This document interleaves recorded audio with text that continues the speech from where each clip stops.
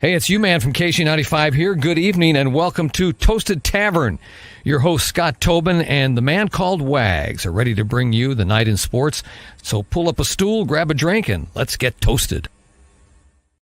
And good evening and welcome back into the Toasted Tavern. Yes, not because of the weather, but we have been shuttered for a few weeks as life has hit us hard. I'll put it that way. It has definitely hit us in a spot with the winter rush, bad weather, school, health, so many different things going on.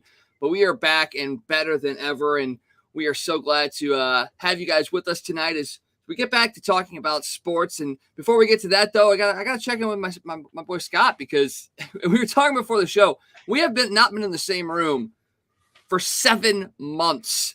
And we haven't had a chance to really talk to each other in the last couple of weeks either, as some stuff has gone down. But it's good to see you, man. How you feeling? And are you ready for sports to really hit the home stretch here in the winter? I am, man. I'm feeling pretty good right now. Like you said, it's been a weird couple of weeks. A lot of stuff going on. You know, our crazy weather, for one thing, had everybody pretty much stuck inside as we had another ice apocalypse the last couple of days in the St. Louis area, and it's hitting the Midwest and going to be even bigger as it hits the East Coast in the next couple of days. So everybody that's watching, be safe over the next couple of days. Let's just throw that out there from the beginning. But yeah, it's good to be back, man. I'm ready to talk some sports, and hopefully we get some sports back here pretty soon. I mean, I know hockey and basketball are going, but it's almost spring. We need that spring sport to make a return here soon.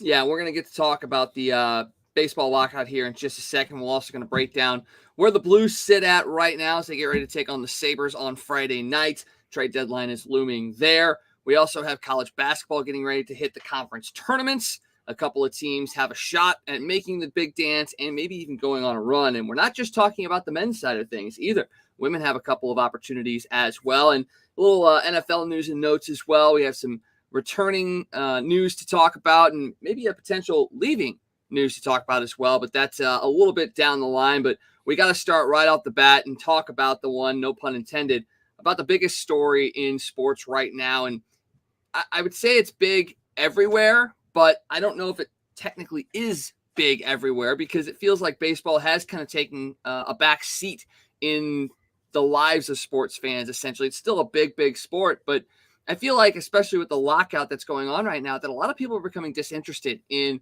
baseball. And it's a shame, because it's such a beautiful sport, and we're lucky enough to have a successful team here in St. Louis. I want to start off by asking you this first off. Regardless of how this plays out, and we'll talk about that in just a second, but regardless of how this plays out, is baseball harmed like it was back in '94 by this lockout, especially if they do end up canceling games? Not yet. Like you said, right now, no, because we haven't missed any games. You know, we just now be at the start of spring training, basically. So as of right now, no, it's not. I mean, people are frustrated. They don't want to hear about owners and players fighting and arguing over money.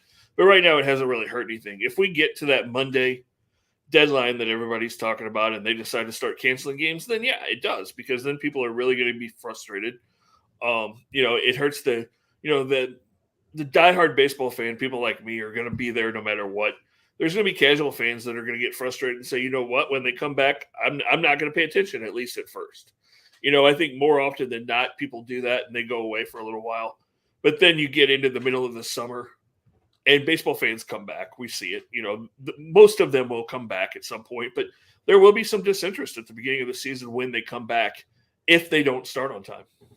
Yeah, it's going to be not as detrimental as the '94 strike was, but that, like you said, is only if they don't miss baseball games. Now, if they start canceling regular season games and not making those up, as it seems like that's going to be the case if this does play out the way that some people think it's going to play out, then you start to see that loss of interest in the fans kind of being pushed away from the game of baseball. And I feel like after what we saw in 2020, that's something baseball and the players union cannot allow to happen.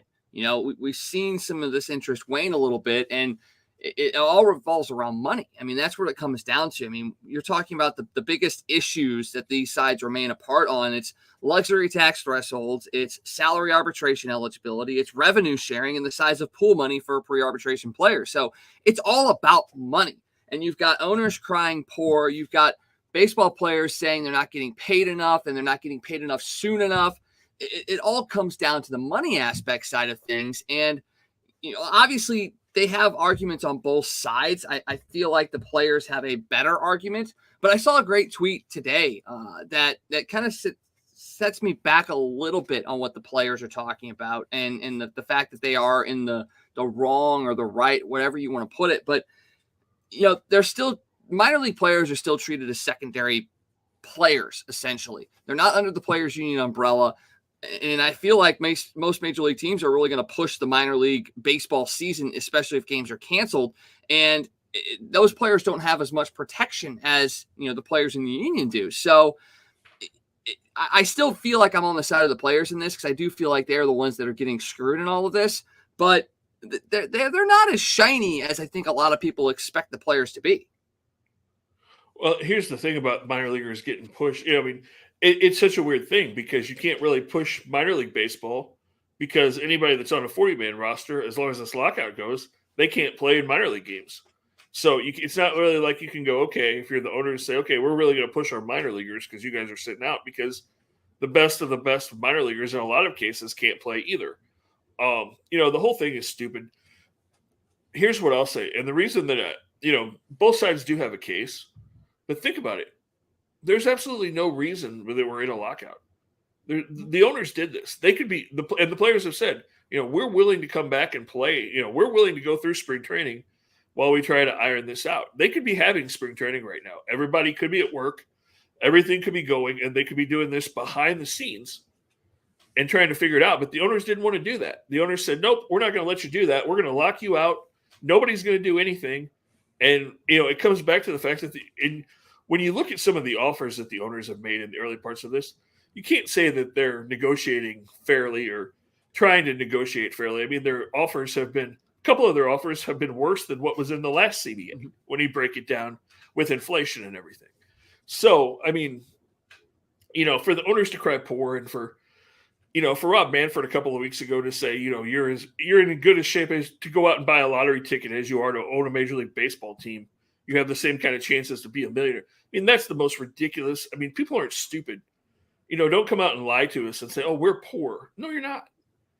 They're not poor. They're not hurting for money. Not any of those 30 owners are hurting for money. That's ridiculous for them to even try to cry poor. Because again, when you look at the salaries that players are making and people can say, oh, it's ridiculous that the salaries these players are making. Whose fault is that? It comes back to the owners again, because if the owners weren't willing to pay Max Scherzer $45 million a year, and they say, okay, we're not doing that, we're giving you 20, is Max going to walk away and say, I'm not playing? No, he's not. He's going to keep playing. If the owners weren't willing to give somebody $400 million, are guys going to quit playing because they're only making $200 million or they're only making $100 million? No, they're not. This is a thing that the owners have created themselves by giving these outrageous contracts that started this whole thing. So, you have to look at it that way too. The players are going to play. The players are going to make good money no matter what. But the way the contracts have gotten completely out of control, and they have to a certain extent, because literally 30 players are making 80% of Major League Baseball's payroll right now, which just tells you how out of whack things are. You've got guys like Scherzer that owners are paying $45 million a year, and then they're going, okay, well, the rest of our team now, we're going to give you guys $2 million. We're going to fill it out with $2 million players because we're giving Max $40 million. And that's what the players are crying. That's what the players are complaining about. They're saying, wait a minute, we've got to try to straighten this out and make it more even to where the money's getting to some of these younger players. So the guys are making more than $500,000 compared to $45 million to this guy. So, it just comes down to, they've got to sit down and they've got to iron this out. But, a lot of it comes down to the owners, and a lot of it is the owners' own making that's causing the problem. Well, and the fact that they essentially locked the players out and then only met once over the course of essentially 2 months. And then all of a sudden they go, oh, we really got to get going on this. We're going to impose a deadline of Monday. We've got about a week and a half to nail this down. But when really you had 2.5 months to at least have dialogue between the two. If you were saying this stuff was going on in mid-December, and these two sides are as far apart as they are right now, you'd say, okay, all right, they're both at starting points. And then this slow whittle away of adjusting their offers would be like, okay, this is the negotiation. This is how it works. You have time. You're slowly kind of seeing things kind of get closer together. But we're 4 days away from the self-imposed deadline of Monday, and we're still way far apart on a lot of these issues. That's where the worry comes in. And like you said, the owners have essentially done it to themselves, but I think it was because it was calculated. They wanted to put the pressure on the players' union because they want them to cave. This is a huge game of chicken, is what it is. Oh, yeah. And Absolutely. right now, the players are going to have to be the ones that blink because they're not going to get paid. Owners are still going to be bringing in money. As we've talked many times in this show, the owners, baseball teams are not their only revenue stream. They're still making money. Yes, places like St. Louis and a couple other towns are going to lose money because people aren't going to Ballpark Village and they're not spending money in certain places because they don't have games on there. But these owners are getting revenue from a bunch of different places, so they can afford to not play games for a certain amount of time. Players can afford it, but they really can't afford to lose games. So the owners have essentially put the players over a barrel and said, hey, look, we're coming down to it. We're making some progress. We're trying to meet you guys somewhere. It's not really what they're doing, but they're essentially saying, look, we're going to put this at such a level that eventually you're just going to have to say, screw it. We're going to accept these terms and get back onto the field. But I don't know if that's going to actually happen this time. I think it will. And for one thing, the players don't have a whole lot of bargaining chips, but they have one big one. And that's like when they were talking about the fact that the owners have set this deadline and said, okay, we don't have an agreement by Monday. We're going to start canceling games, and there's no salaries. You know what the players' response to that was? Okay, you do that. We won't agree to expanded playoffs, which is the one thing that the owners need more than anything else because they've already signed that TV agreement with ESPN and with TNT and TBS and MLB Network for those expanded playoff games.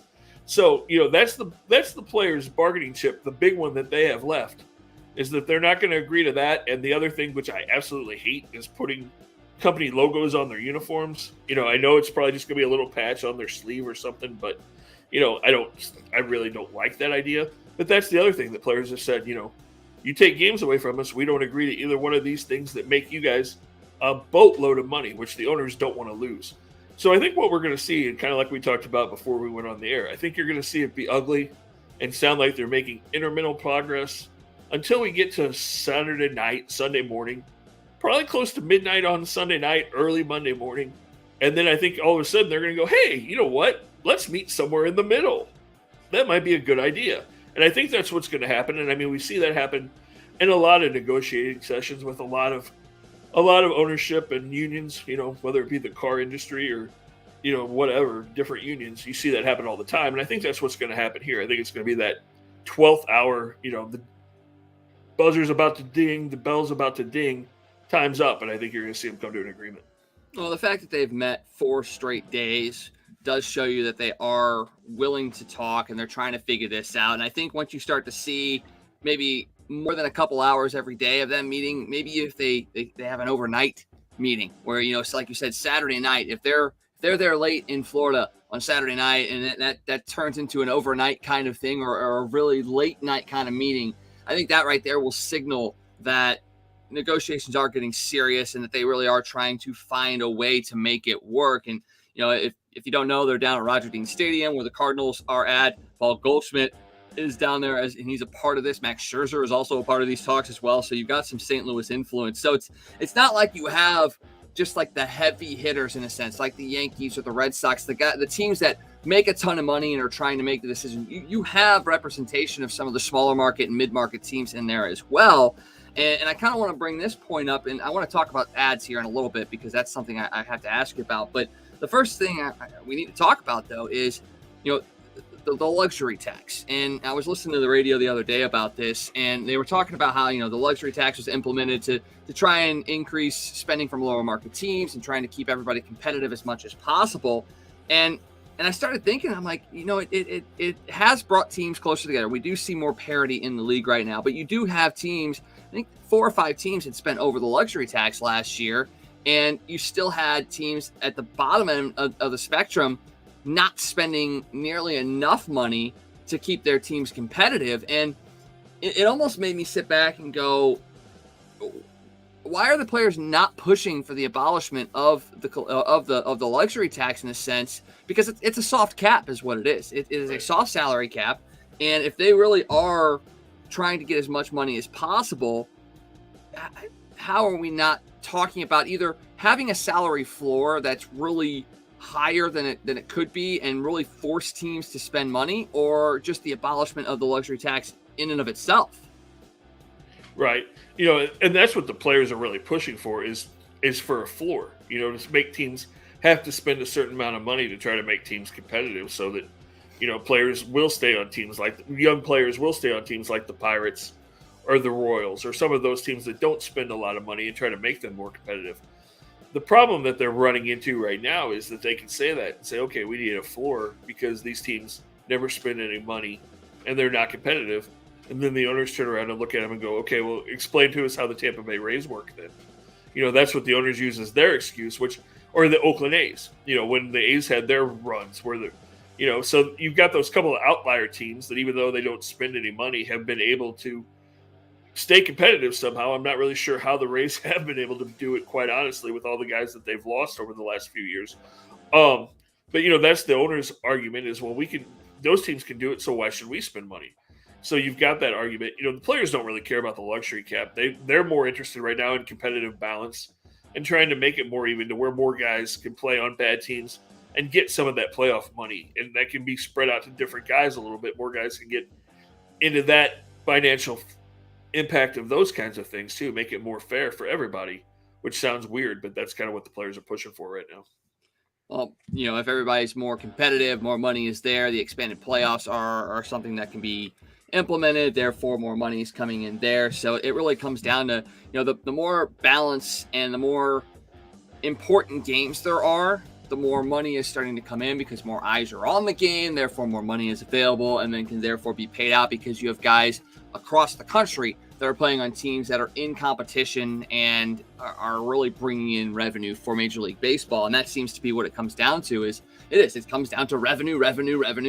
And the players want more of it. The owners want more of it as well. They don't want to give as much of it away. So it's definitely something that is going to bear watching in the next couple of days. And we're going to be lucky enough to have Danny Wexleman from MLB Network Radio joining us tomorrow at 4 o'clock. She's going to join us and talk a little bit about where things sit as far as the lockout is concerned and the meetings and the negotiations. So she will be with us tomorrow here at 4 o'clock. So make sure you join us then for that. Danny Wexleman joining us tomorrow. And I want to get to one more thing in this before we move on to another subject. You brought up the ads on jerseys and things of that nature, and how you're like, you don't want it. You don't want it at all.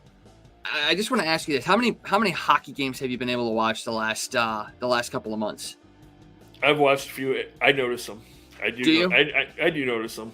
That's what I was wondering, because I've watched a lot as well, and for me it's kind of like I haven't really seen them. Like I've seen them, but it hasn't been one of those things where it's like, oh my gosh, there's a logo on a helmet. Oh my gosh, there's a logo on a helmet. So I'm curious to see how other people view it as well, because I know you're a purist when it comes to jerseys and things like that. Jerseys for me are iconic. They really are. I've got a bunch of them hanging up behind me, especially the Blues ones, and seeing a logo on there for an advertisement, it does kind of go, oh, I don't know. But if it's done strategically in the right way, I think it can work. It is going to be interesting to see how they play it out. But the amount of patches that we see on jerseys now anyway makes me sit there and go, okay, I think I can be okay with it as long as it's done the right way, like the NHL in my mind has done it with the logos on the helmets. If we get full on Swedish hockey players jerseys with everything, patches just all over the jersey, that's where things get a little hectic for me. Yeah, I will say that the NBA has done a better job of it than the NBA. The NBA things those patches on the NBA uniforms are awful. I haven't seen them. They're big and they're gaudy, and some of them just don't make sense. You see the Bucks and they have a Harley Davidson logo, which makes sense since they're both in Minnesota, that kind of makes sense. But still, to see a Bucks jersey and then have a big black and orange Harley logo on the green Bucks jersey doesn't really look right. See, that's what it comes down to. I mean, you look at, like I said, the NHL stuff.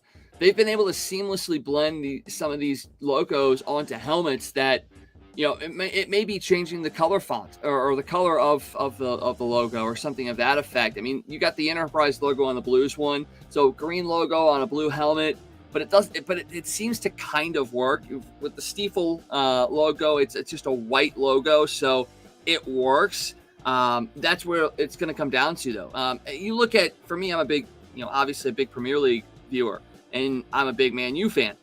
For me, Man U is their jersey is symbolized by the fact that they have a logo front and center on their jersey, and then they have a patch for their logo. It works for me because that's what I've been used to. So if that were to be what the NHL does, it takes some getting used to. But the Man U jersey for me is iconic. The Manchester City jersey is iconic. All these jerseys are iconic, and they're iconic because they do have logos on there. So that's where it's going to get a little tricky for me, is where they kind of put things on there, especially for baseball. But I'm willing to see and see if it works before I start to get all gung ho. And I know you're kind of the same way. You're I don't want it, but I think if it's done right, you can at least get by with it. Yeah, I mean, again, it's going to depend on where they put it. Like, I don't want a big patch right above the head of one of the birds on the bat on the Cardinal jersey. It's got to be on the sleeve, and hopefully with St. Louis and with their connections and with Busch Stadium, hopefully if the Cardinals do it, hopefully it will be a Budweiser sponsorship on the card, and that would go over better in St. Louis if it's some kind of little Budweiser logo on their sleeve or something. But if you start going big patches on their chest above the team logo, no, I'm not going to like it. I mean, if you could put something small on the back of a batting helmet or something like that, then that you're still going to see when they're at the plate from that back camera, the home plate camera that's behind them that calls strip balls and strikes. Something like that I can live with. I just don't want the big gaudy things because, like I said, the NBA things are pretty bad. I mean, some of them, it's like, wait a minute, that's the most god-awful thing I've ever seen. It's just they're big and gaudy and right in the middle of their uniforms. And that's crazy considering the NBA has done so many of the right things here the last couple of years in a lot of different avenues, that for that to be the thing that they totally mess up on is a little out of character for them, because their social media presence, everything they're doing in the communities and all that, everything seems to have been going right for the NBA. And all of a sudden it's like, wow, they did a horrible job with advertising on jerseys. Yeah. My argument with baseball is, I mean, I know it's a moneymaker and so the owners are going to do everything. But, baseball is different than hockey or basketball where you don't have a whole lot of signage in the arena. I mean, look at all the signage you've got already at Busch Stadium. Is that enough? Not enough advertising money that you have to put logos on the jerseys now too?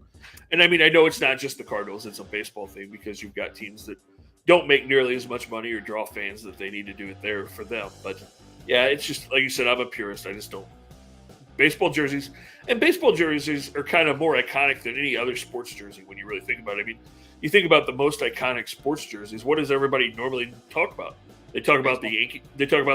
They talk about the Cardinals. They talk about the Dodgers. And so it's just different than other sports in that way too. Yeah, I mean, baseball's been around a lot longer than most of these sports. When you think about NFL uniforms, it's not so much the uniform itself; it's the logo on the helmet. So there's that in that aspect. The NHL is, I mean, hockey sweaters are iconic in and of themselves, but because it's such a niche sport, it's not as widely known. So yeah, when it comes down to baseball, it's the jersey and the logo on the jersey that people talk about for sure.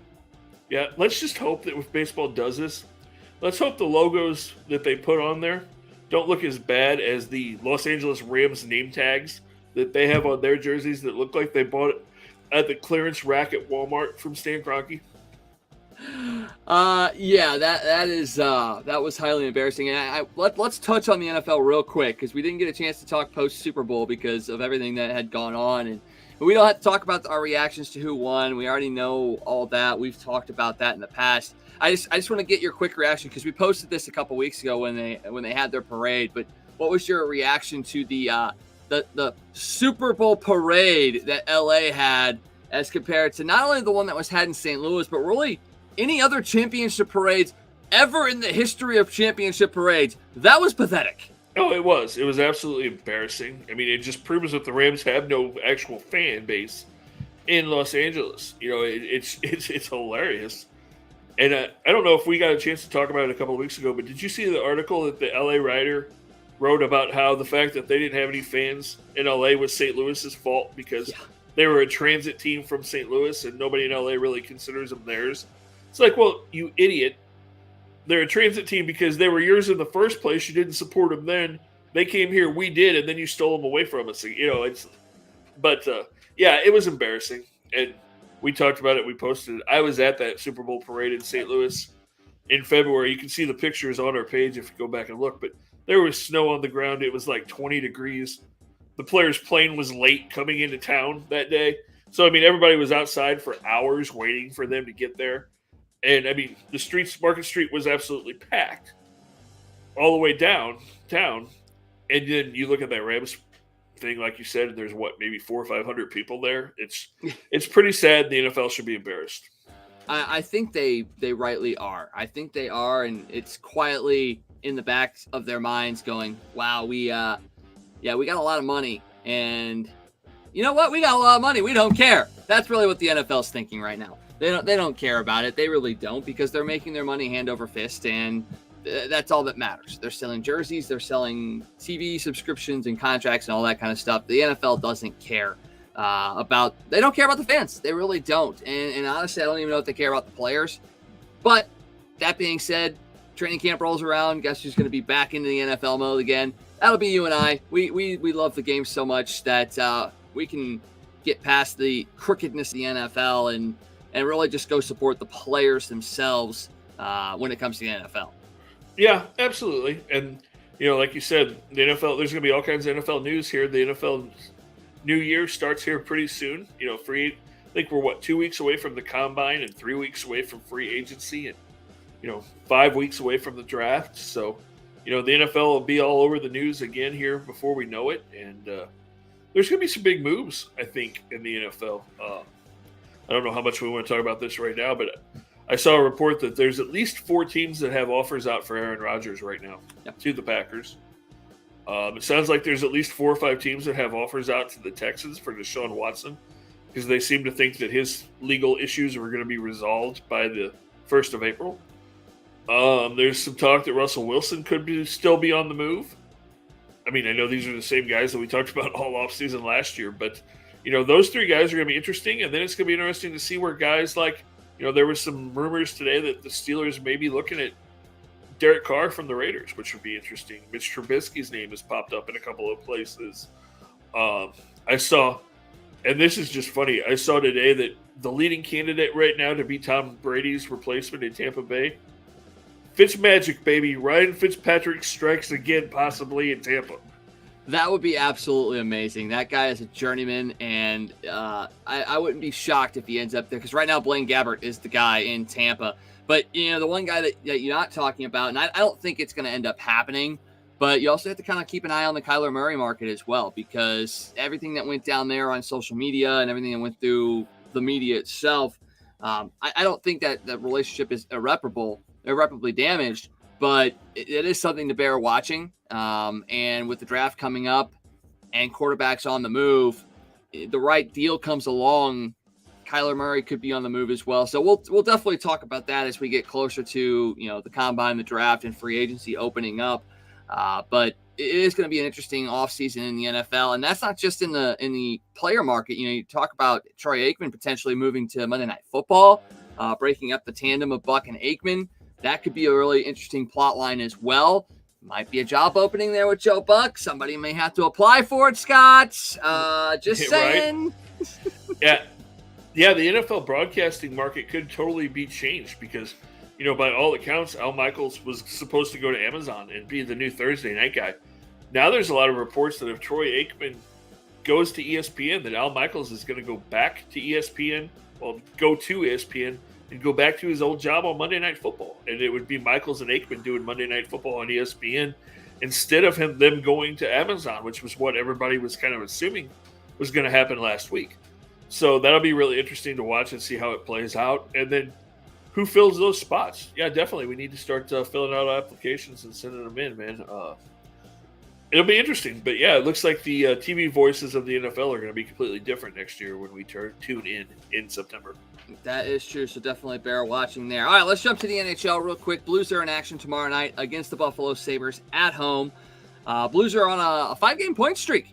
4-0-1 in their last 5 games. Their only loss coming in overtime to the now red-hot Montreal Canadiens, who are trying to pull the Blues 2019 out of their hats, going from absolute last place to a potential playoff spot. Martin St. Louis is their head coach now, and he's done wonders for Montreal. We'll see how that plays out. But Blues are relatively hot right now. They sit in second place in the Central with 66 points. Now, Minnesota is in Toronto tonight. They trail the Blues by 1 point.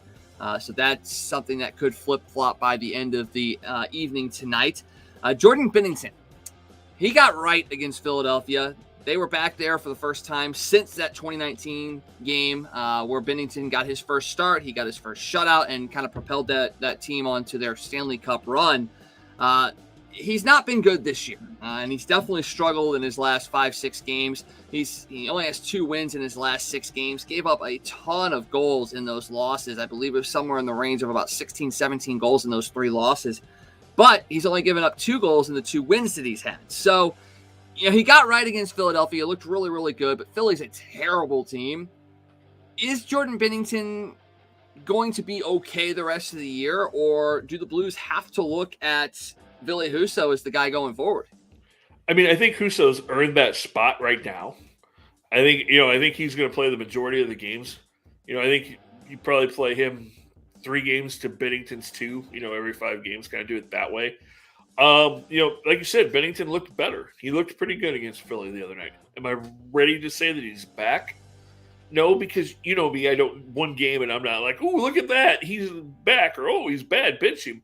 I think you got to see. I think you got to give it time and see how it plays out, because, like you said, it's not a small sample size at this point that Jordan Bennington was bad. It's not like he had 1 or 2 games that haven't been great. I mean, he hasn't really been great since the bubble, honestly. I mean, he's had stretches where he's played well, but he's not been really, really good in a long time. And so I think you just have to wait and see. Kind of, like I said, I think Husso's kind of earned that spot for right now. Play the majority of the game, still get Bennington out there, get him plenty of time. Because, the best thing that could happen is if you have 2 really hot goalies going into the postseason. But I think right now, unless Husso really struggles, I think he's your number 1 and Bennington's your number 2. And you just kind of ride it like that. Like I said, I'm not going to jump. I'm not going to go way overboard. And, I'm not like our fellow former co-host, who 1 game and he was ready to pronounce somebody the next superstar or get rid of them. So, yeah, I think we just ride it and see how it goes. Hopefully we see some more good games from Jordan Bennington, and hopefully Husso continues his good play. And that would be the best case situation for this team, is if you could go into the postseason and both goalies are playing well. And you need to have both goalies playing well, because you need to continue to collect points as much as you possibly can. Like I said, the Wild just 1 point behind us. Nashville 3 points behind us. The Blues do have some games in hand and on both of those teams. But they're all chasing Colorado, who's really kind of blown open the Central. I don't know if anybody's actually going to catch Colorado in this instance, but you really want to make sure you collect as many points as you can to put yourself into that second seed potential and have that home ice advantage, because I'm starting to come around on the fans having an impact, and I think that game against Montreal really showed that for me. Is we saw the Blues struggle in the bubble when there were no fans. We saw the Blues struggle when there were no fans in St. Louis that following season, and you could tell that they could not get up for that game against Montreal when there are no fans in there as well. And it really is one of those things that you need a packed arena for this team to really be high level. And if they can't get that home ice advantage, I'd be a little worried, because Minnesota's a very, very good team. They're one of the sneaky good teams this year. And if they can get strong goaltending from guys like Capo Kakinen, they could be a dangerous out in that first round. And the Blues need to have home ice for that series if that's who they end up playing. You know what? I'm gonna be optimistic about the Blues, which I'm not always when we do this. I know, I see your facial expression. You know what? I feel pretty confident about this team heading into the playoffs, because they've played well against good teams. Their biggest problem is we've seen them play down to competition. When they play bad teams, they just don't seem to be able to get up for those games. So I feel they get into the postseason, I feel pretty good about their playoff chances because I think you'll see them rise. It's just you've got to figure out a way to not let your play slip when you're playing those inferior teams like we've seen happen when they've played in New Jersey or they've played in Montreal, where they just have not played as clean or crisp a games as we see against a Colorado or a Vegas or some of those guys. Yeah, and right now it's very imperative that they collect those points, and it's also imperative that they find out what kind of team they want to have going forward, because that trade deadline is approaching here, coming up at the end of March. And if there is a spot where the Blues have struggled this year, it is on the defensive side of things. Their defense has not been great, which is surprising considering Justin Falk is having one of the best seasons a Blues defenseman has had overall in a long time. Maybe not necessarily point-wise, although he did have a 6-game point streak last week. You got other opportunities. Perrot has been hurt last year. He's still trying to round into form. Marco Scandella has dropped off immensely. You've seen the emergence kind of Jake Wallman here the last couple of weeks. Scott Perunovich is injured and probably will not play the rest of this season, which is okay. I think they need to make sure that they work him back as slowly as possible. But that's where the Blues are going to have to look as far as the trade market is concerned, is that defensive side of things, especially if you get both these goaltenders really rolling in Husso and Bennington. And a couple of guys that are targets are, Mark Giordano and Ben Perrot. Now, I'll say this. Mark Giordano was one of those guys that I was looking at the last couple of years as being a potential fit for the Blues. And he's up in Seattle, and we know Seattle's not been great this year. But it's going to probably take a lot to bring him in. And I just don't see the Blues paying that price. And I think, honestly, the price for Perrot is also very high as well. And, Perrot is kind of like a guy like Ryan O'Reilly, very, very poor plus-minus because he's playing on very bad teams. And a guy that gets into the system might be able to up his game a little bit. But unless these prices for these guys come down, I just don't see how Doug Armstrong can theoretically make a move. Now, we've seen Doug do a bunch of amazing things here in the trade market, but I think maybe this year might be that time where he may have met his financial match. Yeah, it's going to be really interesting. Like you said, the prices appear to be really high on those guys. I think they find a way to make some kind of a move. I mean, I think they have to find a defenseman of some kind, even if it's a third or fourth line guy, just to bring some more depth to your defense. But like you said, how they go do that and where they come from is going to be really interesting to see. You got any ideas? Anybody out there that you would say, there's a guy that maybe isn't going to cost you so much? Not really. I mean, I don't. I almost feel like they're going to have to kind of roll the dice with what they've got. Like I said, I've really liked what I've seen from Jake Wallman, especially the other night. He had a bunch of opportunities to the net. Not a ton of them got on the net, but I think he's really shown that he has got the ability to play at this level. Once again, it's going to have to take trading away somebody to free up not just the cap space, but to be able to bring in some of these top guys, and maybe not even a top guy. It may take them trading a mid-level player just to get a third or fourth, not fourth pairing, a defensive pairing, but a third pairing defender. You may have to give up a mid-level guy, and I don't know if they want to mess with that chemistry so much because they've had a lot. Now that they're healthy, you're starting to see some of these lines really gel, and I don't know if you really want to disrupt that. And they just re-signed Logan Brown and Toropchenko to extensions for next season. I'm not necessarily saying that those guys are untouchable and that they wouldn't trade them, but I don't see them being guys that they trade. I don't know if Tarasenko is a guy that is going to be moved, especially with this team being in contention and him playing well.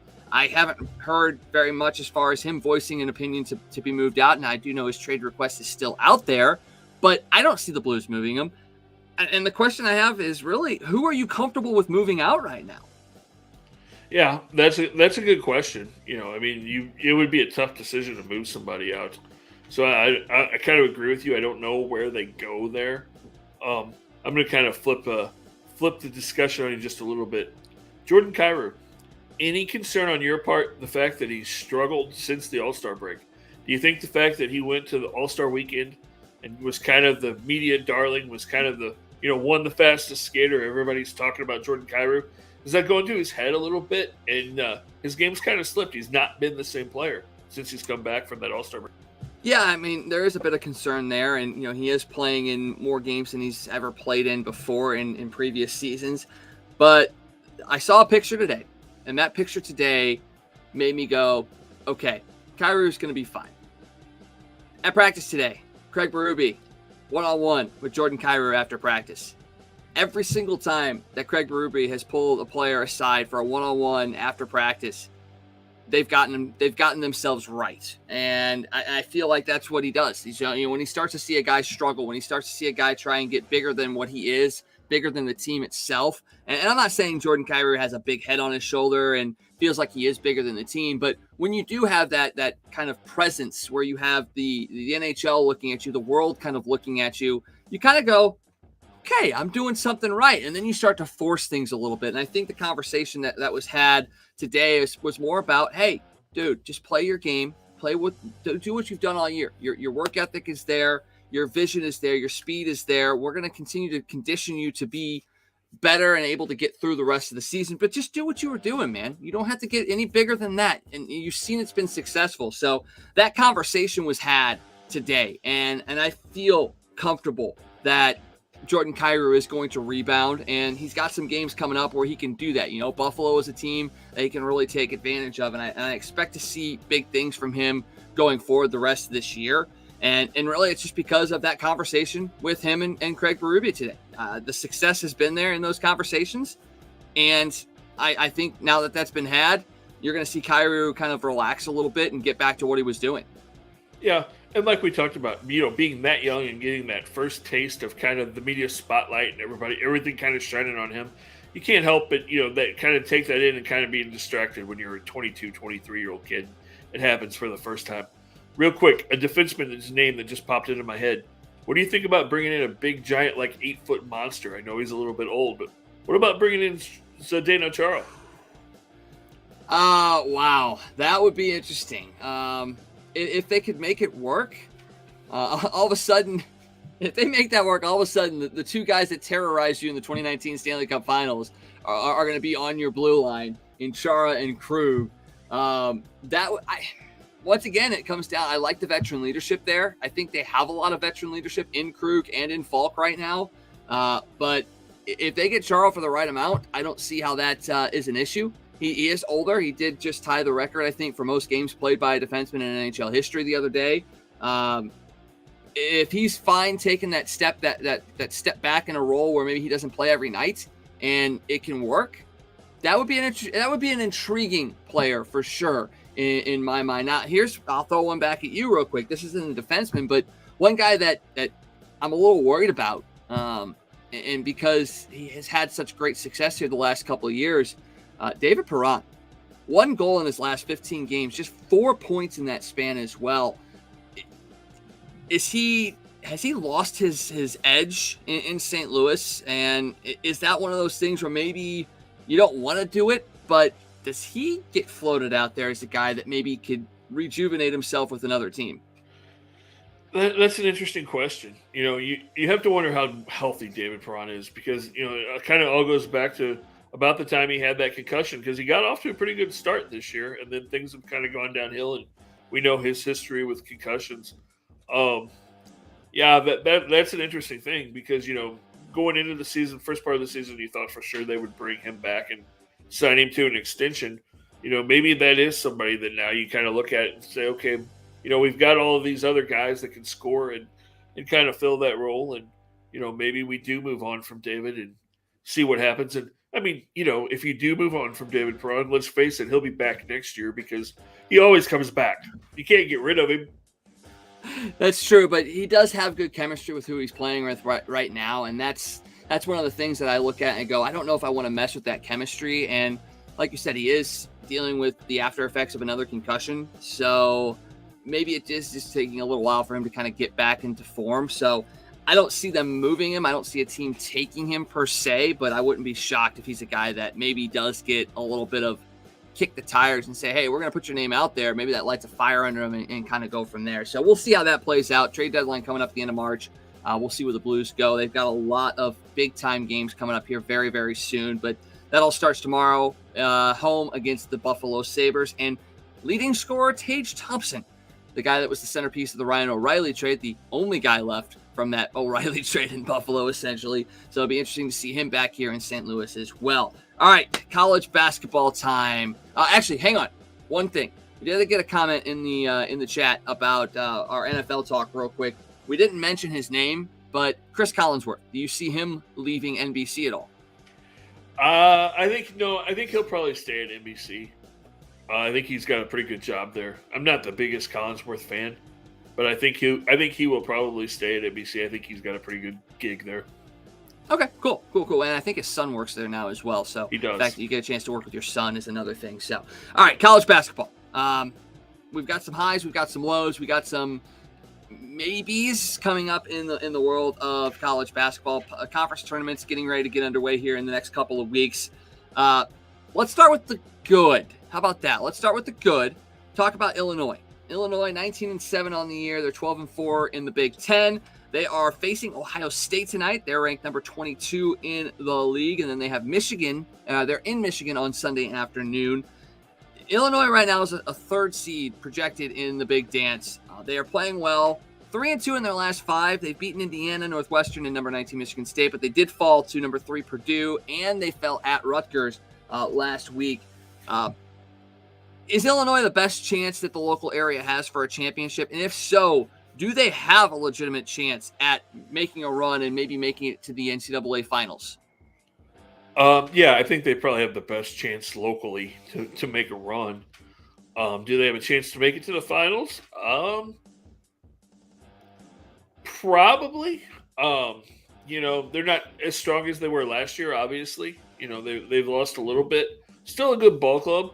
You get into the tournament and make a little bit of a run. I could see them getting to the Final Four, getting into that position. I mean, it won't be easy. There are some good teams, but they've got a chance.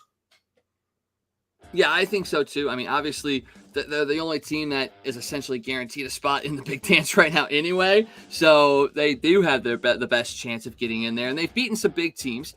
They've already beaten Ohio State once this year. They have, they've struggled at times, but they have shown that they can put big-time games together. They won without Kofi Cockburn a couple of weeks ago in a big-time matchup as well. So they've shown that they can win in adverse conditions without their best players playing. So I do think Illinois has a great shot at making a run in the tournament. It is about seeding and who you get placed with. So once the projections are not projections and officially the bracket is out, we'll see how that plays out and see if Illinois does have a chance to go on a run.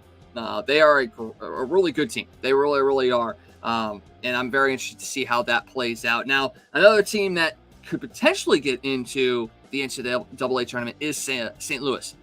They are 19-9 this year. They're 10-5 in the A-10. They sit 5th right now.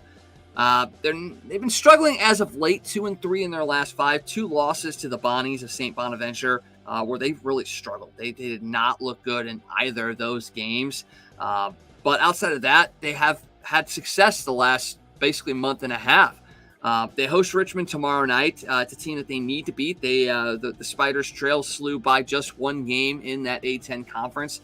And really SLU needs to get a good seed when it comes to the A-10 tournament, because in my mind, it's conference tournament victory or they're not in the conference tournament or in the Big Dance at all.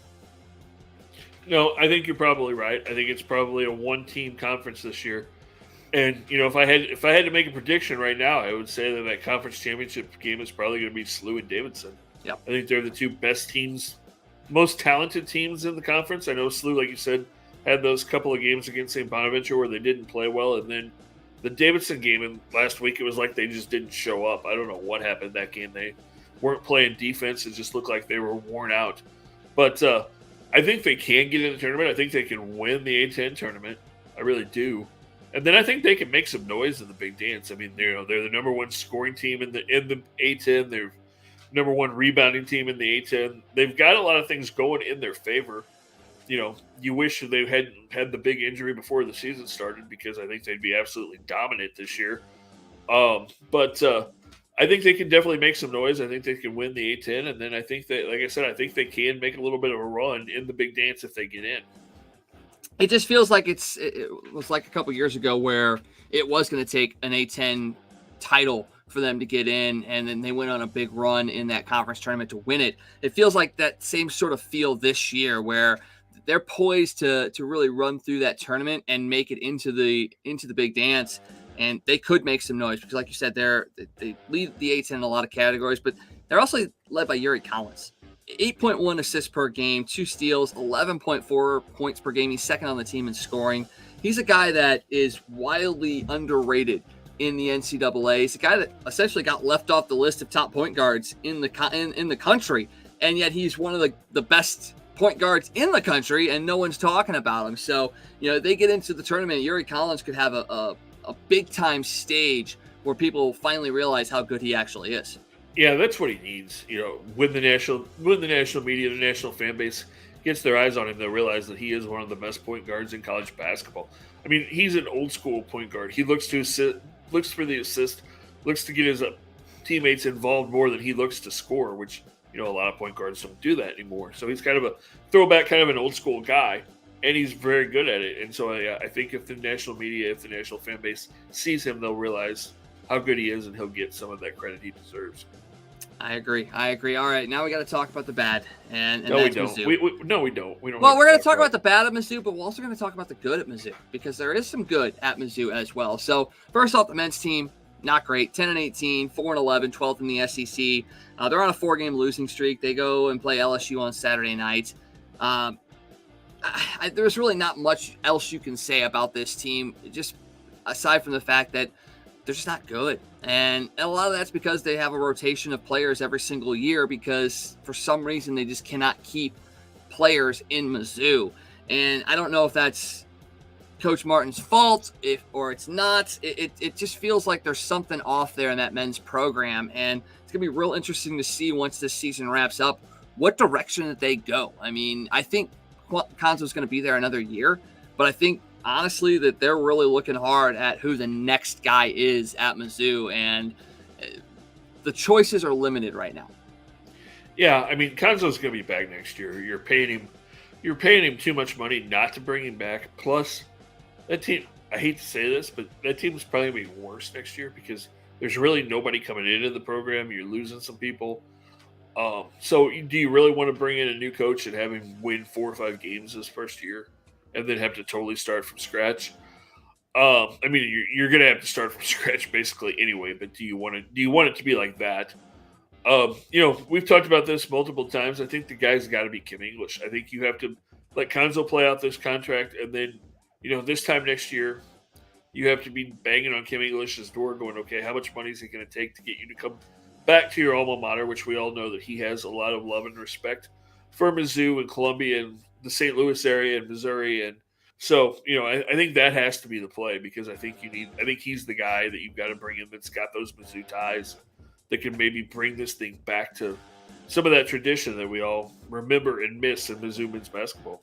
And young, fresh, kind of in the moment, kind of higher would be that. And like you said, he was very close to Norm Stewart as well. So having that old school flair kind of come back as well would be a really, really good thing for that program. On the flip side, we will talk about the good. The women's team. Okay, the women's team, yes, they're 6-8 in the SEC, but they're 17-10 overall. They took down number 1 South Carolina earlier this year. They're projected to get into the tournament. Right now, they're a 10 seed. And they're hosting Kentucky tonight, and they wrap up the season on Saturday in Florida, number 15 Florida. So a chance to potentially have another big upset win as well this year.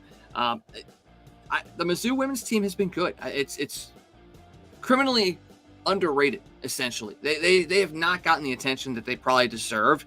And they're a team that's gotten into the tournament over the last couple of years and have made a little bit of noise in that tournament as well. I'm very interested to see how this plays out, see how they play in the SEC tournament as well, and see what they can do because I think they need to be looked at a little bit harder, especially with the struggles of the men's program. Yeah, I agree. And to say that they haven't gotten the credit that they deserve, they may be the only team in sports history that beat the number 1 team in the country and actually fall spots in the rankings after they do it. I mean, how does that happen? But it just goes to your point that they're not really looked at or given the consideration they deserve. Yeah, it's bad, and that's kind of on us as well because we don't talk about them enough as it is. So, media, us included, get out there and talk about Mizzou women's basketball because it's good, and talk about more women's sports in general. I mean, come on, they're there and they're good. One final thing before we get out of here, and this is a one that's kind of big for me in a sense because, you know, I go to Lindenwood, and the big announcement yesterday was that they are transitioning to Division I starting next year. They're joining the Ohio Valley Conference. So a very good conference where SEMO, SIUE are residing as well. So still going to have some local rivalries and competitions as well.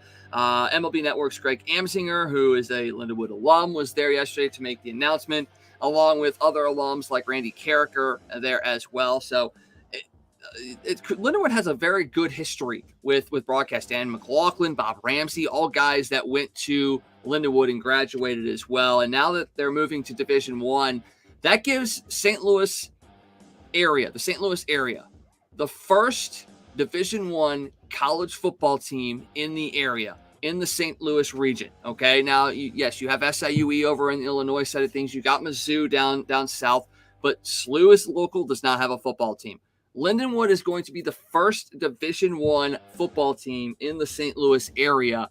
That's a huge deal for the city of St. Charles and the surrounding areas.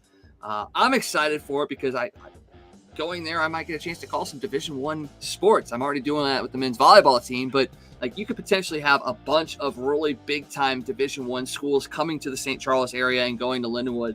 It's exciting, and I can't wait to see how it plays out. I know you've had a chance to call some games at Lindenwood as well. This is a big deal. Oh yeah, absolutely. Like you said, first Division I football team in St. Louis, which is cool. And for that area, and just for the school itself, it's huge. It's going to bring in a lot of money to the school. It's going to bring in a lot of money to the St. Charles area, which is already a booming area. It's good for the St. Louis region in general. Just going to bring a lot more money there, a lot more notoriety there as you get big teams that come in. And hopefully, the thing you got to hope for is that Lindenwood doesn't start off in Division I and is not that blood donor team that everybody wants to play the first 5 or 6 years because, here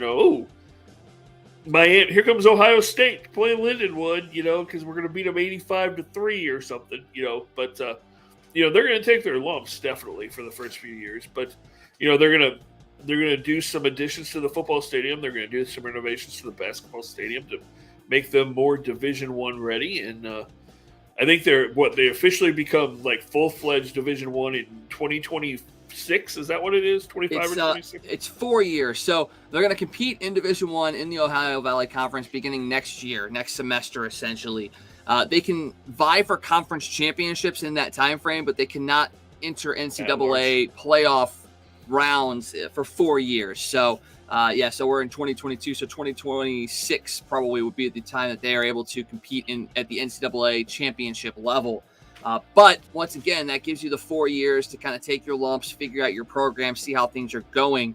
Now, this is something that I didn't even think about, and it is an interesting question per se. I had a Lindenwood rugby player come into work today, and we were talking a little bit about this. And a lot of these athletes that are there right now came in to play Division II.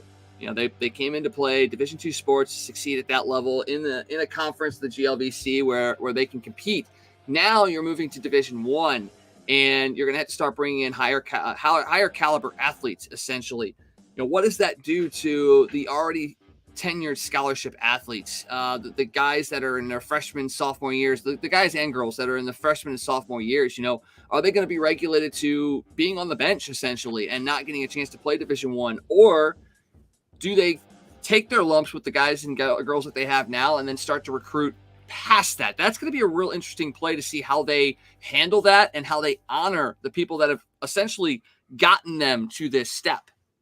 I think that's what they'll do. I think they'll kind of play with those guys, kind of play that out, and then try to build as they turn into juniors and seniors, try to build, in that 4-year window, start to bring in more of those Division I kids, try to recruit that kind of talent. Because, it's going to take a while before you're able to recruit good Division I athletes to Lindenwood anyway.